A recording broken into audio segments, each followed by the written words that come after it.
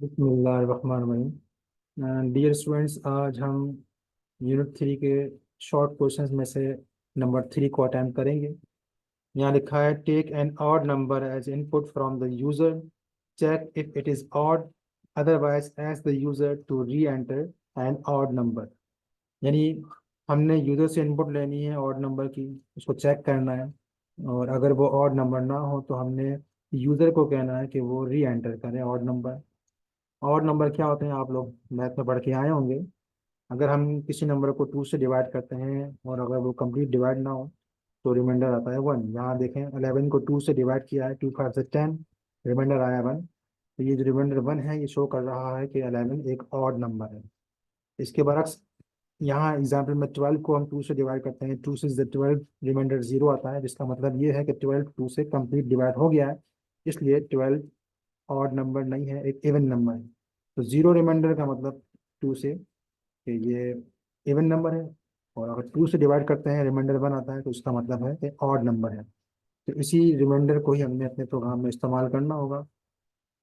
Python में reminder के लिए रिमाइंडर का ऑपरेटर जो है, जिसे आप परसेंट भी कहते हैं, ये इस्तेमाल होता है। तो मैं एग्जाम्पल से आपको समझाता हूँ। मैं लिखता हूँ नम इक्वल टू 12 रिमाइंडर 2। 12 को 2 से डिवाइड करें, रिमाइंडर जो भी आएगा वो इसका आंसर बन जाएगा, और फिर वो आंसर नम के अंदर स्टोर हो जाएगा। अगर मैं नम को प्रिंट करता हूँ तो वो आंसर जो भी होगा वो प्रिंट हो जाएगा। हम जानते हैं कि 12 को 2 से डिवाइड करने पर रिमाइंडर 0 ही आना है, तो नम की वैल्यू 0 होगी, और नम प्रिंट करेंगे तो 0 ही प्रिंट होगा। इस प्रोग्राम को मैं रन करता हूँ तो आप देख सकते हैं कि आउटपुट पे 0 प्रिंट होगा।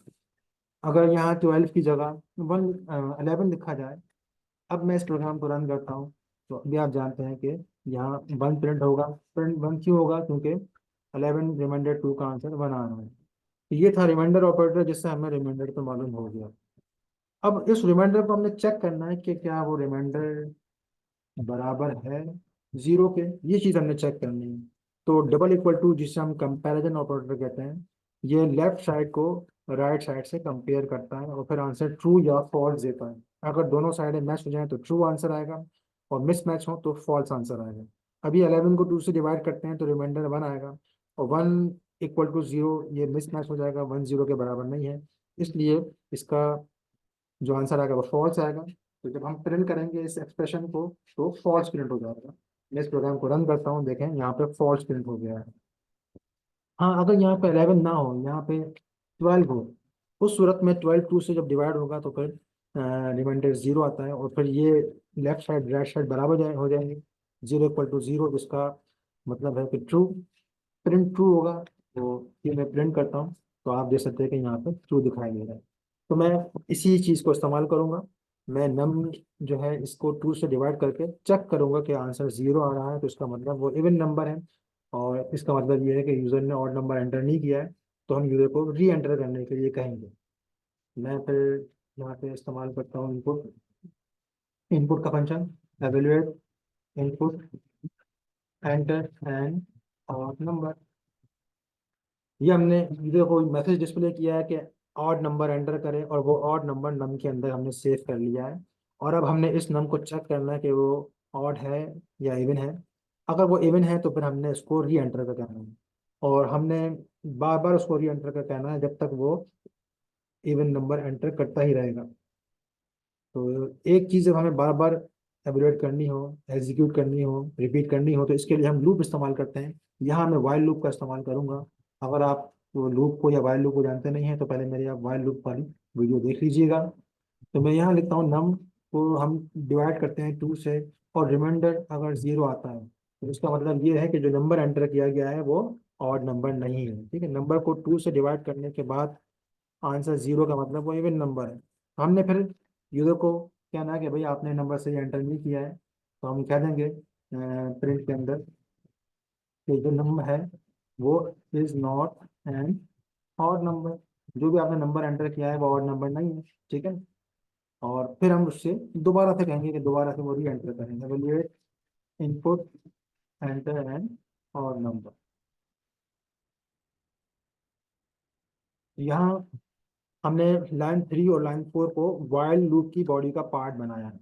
और वाइल लूप के बारे में आप जानते हैं कि जब तक ये कंडीशन ट्रू रहेगी, इसकी body line number 3, line number 4 repeatedly execute होती रहेंगी। और जब ये कंडीशन फॉल्स हो जाएगी तो उस सूरत में वाइल लूप की बॉडी एवेल्यूएट नहीं होगी, और कंट्रोल जो है वो लाइन नंबर 5 पे ट्रांसफर हो जाएगा। और लाइन नंबर 5 पे आने का मतलब ये है कि जो नंबर हमने इनपुट लिया है वो एक ऑड नंबर है। तो उस सूरत में हम प्रिंट कर देंगे कि यू एंटर्ड, और उसके बाद फिर जो भी नंबर है वो हम नंबर प्रिंट कर देंगे, जो भी नंबर की वैल्यू होगी वो वैल्यू यहाँ प्रिंट हो जाएगी। तो ये सिंपल सा प्रोग्राम है, इसको हम चला के चेक करते हैं। एंटर एन ऑड नंबर, मैं 9 एंटर करता हूँ, तो इसने लिख दिया यू एंटर्ड 9। और मैं इस प्रोग्राम को अब दोबारा रन करता हूँ, अब की बार मैं 10 एंटर करता हूँ, तो यहाँ इसने लिख दिया 10 is not an odd number. और अब मैं अगर ऑड नंबर एंटर करता हूँ 3, तो ये कह देगा यू एंटर्ड 3। एक बार और रन करते हैं इस प्रोग्राम को। मैं लिखता हूँ की बार 14, ये कह देगा 14 is not an odd number. मैं लिखता हूँ फिर दोबारा से एक even number 16, 16 is not an odd number. 28, तो ये मैंने 3 बार मुसलसल मैंने इवन नंबर लिखे हैं, तो ये बार बार मुझसे यही कह रहा है कि आपने ऑड नंबर एंटर नहीं किया है, तो एंटर एन ऑड नंबर। अब मैं अगर एक ऑड नंबर एंटर करता हूँ 13, तो ये प्रोग्राम प्रिंट कर देगा यू एंटर 13। उम्मीद है कि ये प्रोग्राम आपकी समझ में आ गया होगा। मैं इसकी मज़ीद वजाहत with the help of debugger करूँगा। अगर आपको डिबगर का कॉन्सेप्ट नहीं है तो पहले आप मेरी डिबगर वाली वीडियो देख लें। देखें, मैं इस प्रोग्राम को अब दोबारा से रन करता हूँ, लेकिन अब की बार डिबगर की मदद से ये प्रोग्राम रन हो रहा है। आप देखें कि लाइन नंबर 1 इस वक्त एवेल्यूएट होगी जब मैं ओवर का बटन प्रेस करूंगा। मैंने ओवर का बटन प्रेस किया, लाइन नंबर 1 एवेल्यूएट हुई है। अब यहाँ लिखा हुआ है एंटर इन ऑड नंबर, और मैं ऑड नंबर की जगह पे एक इवन नंबर एंटर करता हूँ 4। आप देख सकते हैं नम की वैल्यू 4 है। अब ये कंडीशन हो जाएगी ट्रू, यानी 4 जो है इवन नंबर है, तो 4 2 से डिवाइड होगा, रिमाइंडर 0 आएगा, और 0 इक्वल टू 0 कंडीशन ट्रू हो जाएगी। जिस सूरत में लाइन 3 और लाइन नंबर 4 ये दोनों की दोनों एवेल्यूएट होंगी, क्योंकि ये दोनों की दोनों वाइल लूप की बॉडी का पार्ट है। तो मैं ओवर का बटन दबाता हूँ, देखें लाइन नंबर 3 एवेल्यूएट हो रही है। Num is not an odd number, num की जगह जो नम की वैल्यू 4 है वो 4 प्रिंट होगा, और स्क्रीन पे लिखा हुआ आ गया 4 is not an odd number. अब लाइन नंबर 4 की एवोल्यूशन की बारी आई है। यहाँ मैं ओवर का बटन दबाता हूँ, अब ये हमसे दोबारा से इनपुट मांग रहा है। अब की बार मैं 12 एंटर करता हूँ, जो कि ऑड नंबर नहीं है। नम की वैल्यू इस वक्त 12 है, 12 2 से डिवाइड होंगे, तो रिमाइंडर 0 आएगा, 0 इक्वल टू 0, ये कंडीशन फिर ट्रू हो जाएगी, जिसकी वजह से लूप फिर चलेगा, फिर लाइन 3 और 4 एग्जीक्यूट होंगे।